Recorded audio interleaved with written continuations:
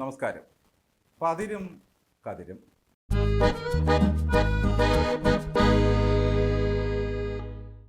അന്യജീവനുതകി സ്വജീവിതം ധന്യമാക്കുന്ന വിവേകികളെപ്പറ്റി നമ്മൾ കേട്ടിട്ടുണ്ട്. എന്നാൽ പിണറായിക്കും കുടുംബത്തിനും പാർട്ടിക്കും പിന്നെ സർക്കാരിനും വേണ്ടി ജീവിതം ധന്യമാക്കിയ ഒട്ടും വിവേകിയല്ലാത്തൊരു നേതാവായിട്ടാണ് നമ്മൾ കെ അനിൽകുമാറിനെ കണ്ടിട്ടുള്ളത്. തോൽക്കിൻ്റെയും അരുൺകുമാറിൻ്റെയും ഒക്കെ ജ്യേഷ്ഠ ബുദ്ധിജീവിയാണ് അദ്ദേഹം. അനിൽകുമാർ വീണ്ടും കോട്ടയത്ത് മത്സരിക്കുകയാണ്. കഴിഞ്ഞ ദിവസമാണ് അദ്ദേഹം സ്വന്തം നാടും അവിടുത്തെ ഗതാഗത പ്രശ്നങ്ങളുമൊക്കെ കണ്ടു തുടങ്ങിയത്. എവിടെ തിരക്കുണ്ടോ അവിടെയെല്ലാം ബൈപ്പാസ് എന്നതാണ് പുള്ളിയുടെ വാഗ്ദാനം. കഞ്ഞിക്കുഴിയിലെ ബ്ലോക്കിന് പരിഹാരമായി ഒരു ബൈപ്പാസ്, ചിങ്ങവനത്ത് മറ്റൊരു ബൈപ്പാസ്, സംക്രാന്തിയിൽ ഒരു ബൈപ്പാസ്. ഇത്രയും കാര്യം ചെയ്യാൻ കിഫ്ബി റെഡിയായിട്ട് നിൽപ്പുണ്ടെന്നാണ് അനിൽകുമാർ പറയുന്നത്. സാധാരണ ചാനൽ ചർച്ചകളിൽ മണ്ടൻ ഉത്തരങ്ങൾ പറയും മുമ്പ് അനിൽകുമാർ പറയും, ഇന്നാ പിടിച്ചോ നമ്പർ 1, ഇനി നമ്പർ 2. ഇതുപോലെയാണ് വികസന വാഗ്ദാനം. കോട്ടയത്ത് അനിൽകുമാറിൻ്റെ ബൈപ്പാസ് വരുന്നതോടെ കീഴേക്കൂടെ പോകാൻ ആളില്ലാത്ത സ്ഥിതിയാകുമല്ലോ ദൈവമേ. ആന കീഴേ പോയി ഈച്ച മേലെ പോയി എന്ന് കുഞ്ഞുണ്ണിമാഷ് പാടിയതുപോലെയാകുമോ കാര്യങ്ങളൊക്കെ. മേലെ പോകുന്ന ഈച്ചയ്ക്ക് ബൈപ്പാസ് ഒന്നും പ്രശ്നമേ അല്ല. ഇന്നാ പിടിച്ചോ എന്ന മട്ടിലാണ് വാഗ്ദാനം വാരിക്കോരി നൽകുന്നത്. അങ്ങനെയുള്ള അനിൽകുമാറിനെ കണ്ടിട്ടും നാട്ടിലെ ആളുകൾക്ക് ഒരു ഉൾപ്പുളകം വരുന്നില്ല എന്നതാണ് സത്യം.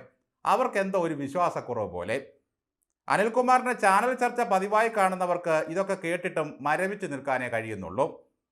സുരേഷ് ഗോപിയെ കണ്ടപ്പോൾ പിച്ചച്ചട്ടി എടുത്ത മറിയയ്ക്ക് രോമാഞ്ചമുണ്ടായെന്ന് പറഞ്ഞ പുള്ളിയാണെന്ന് ഓർക്കണം. അനിൽകുമാറിൻ്റെ ചാനൽ ചർച്ചകൾ പതിവായി കാണുന്നവർക്ക് ഇതൊക്കെ കണ്ട് മരവിച്ച് നിൽക്കാനേ മാർഗമുള്ളൂ. കിഫ്ബിയിൽ നിന്നും കാശ് വാങ്ങി ബൈപ്പാസ് പണിയാൻ നിങ്ങൾ എന്നെ സഹായിക്കണമെന്നാണ് അനിൽകുമാർ പറയുന്നത്. ഈ 10 വർഷം കിഫ്ബി കോട്ടയത്തോട് പിണങ്ങി നിൽക്കുകയായിരുന്നു. ട്രാഫിക് ബ്ലോക്കിൽ കുടുങ്ങിക്കിടന്നാൽ നിങ്ങൾക്ക് ആരെങ്കിലും വല്ലതും തരുമോ എന്ന ന്യായമായ ചോദ്യമാണ് അദ്ദേഹം ഓട്ടോറിക്ഷ തൊഴിലാളികളോട് ചോദിക്കുന്നത്. ഇത്രയും കാലം ചാനലുകളിൽ നിന്നും ചാനലുകളിലേക്കുള്ള യാത്രയ്ക്കിടയിൽ ജീവിതം കുടുങ്ങിപ്പോയ ഒരു മനുഷ്യൻ്റെ നിസ്സഹായതയാണത്.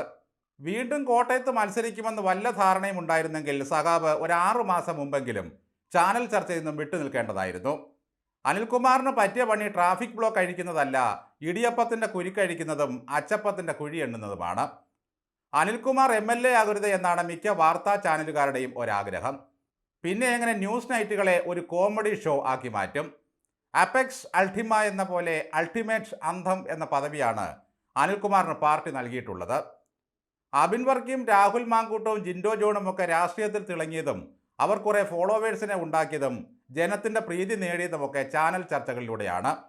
യുവരാജ് ഗോകുലും സന്ദീപ് വാര്യരും എല്ലാം വന്നതും അങ്ങനെ തന്നെ. ഈ പിള്ളേര് കൊള്ളാമല്ലോ എന്ന് അവർ ജനത്തെ കൊണ്ട് പറയിപ്പിച്ചു. എന്നാൽ അന്തം പരമ്പരയിലെ അനിലും അരുണും ജയിക്കും ഗോപനും വസീഫും ജനങ്ങളുടെ അവമതിപ്പാണ് ചർച്ചകളിലൂടെ സമ്പാദിച്ചത് അത്രയും. ഇത് പാർട്ടിക്കും നല്ലതുപോലെ അറിയാം. ഇവരെ എവിടെ കൊണ്ട് കമഴ്ത്തിയാലും ഗുണം പിടിക്കില്ലെന്നും അറിയാം. കഴിഞ്ഞ 10 കൊല്ലമായി ഭരിക്കുന്ന അനിൽകുമാറിൻ്റെ മുഴുത്ത പാർട്ടിക്ക് കോട്ടയത്തെ കണ്ണു തുറന്ന് കാണാൻ കഴിഞ്ഞില്ല. കിഫ്ബിക്ക് എന്തുകൊണ്ടാണ് അവിടെ ഇത്തിരി കാശ് മുടക്കാൻ കഴിയാതെ പോയത്? രാഷ്ട്രീയ തിമിരം ബാധിച്ച ഒരു ന്യായീകരണ തൊഴിലാളി എന്ന നിലയിൽ അധപ്പതിച്ച നേതാവാണ് അനിൽകുമാർ എന്ന് തോന്നിയിട്ടുണ്ട്. നിങ്ങളെന്നെ നിയമസഭയിലേക്ക് വിട്ടിട്ട് വേണം എനിക്ക് ആകാശത്ത് കൂടി ബൈപ്പാസ് പണിയാൻ. സാവിത്രിപ്പടിയിൽ ബൈപ്പാസ്, തൊണ്ണൻകുഴിയിൽ ബൈപ്പാസ്, കീച്ചേരിമുക്കിൽ ബൈപ്പാസ്, സംക്രാന്തിയിൽ ബൈപ്പാസ്, ഇന്നാ പിടിച്ചോ ബൈപ്പാസ്. ഇത്രയും ബൈപ്പാസ് ലുലു മാളിലെ പിള്ളേരുടെ കളിപ്പാട്ട വിഭാഗത്തിൽ നിരത്തി വെച്ചിരിക്കുകയാണല്ലോ. വാങ്ങി ഓരോന്നങ്ങ് ഫിറ്റ് ചെയ്താൽ മതി. ഓരോ ചാനൽ ചർച്ചയിലും വന്നിരുന്ന് ഇളിഞ്ഞു നാറുന്ന അനിൽകുമാറിനെ കാണുമ്പോഴേ ജനങ്ങൾക്ക് നല്ല മതിപ്പായതിനാൽ പറയുന്നത് 100% ചെയ്യുന്ന പുള്ളിയാണെന്ന് ഉത്തമ ബോധ്യമാണ്. കഴിഞ്ഞ 5 വർഷം മുമ്പെങ്കിലും 10 ആളെ കൂട്ടി ഈ ബൈപ്പാസുകൾക്കായി MLAക്കെതിരെ ഒരു സമരം ചെയ്യാൻ കഴിയാതെ പോയത് എന്തുകൊണ്ടാണ് മിസ്റ്റർ അനിൽകുമാറെ? തിരഞ്ഞെടുപ്പിൽ പത്രിക കൊടുത്തു കഴിഞ്ഞപ്പോഴാണ് തോട്ടിൻകരയിൽ വിമാനമിറക്കാൻ തോന്നിയത്. ഈ കോളർ മൈക്കും ഘടിപ്പിച്ച് ജനവികാരത്തിൻ്റെ ഒപ്പം നിൽക്കുന്ന അനിലിനെയൊക്കെ കണ്ടുപഠിക്കണം.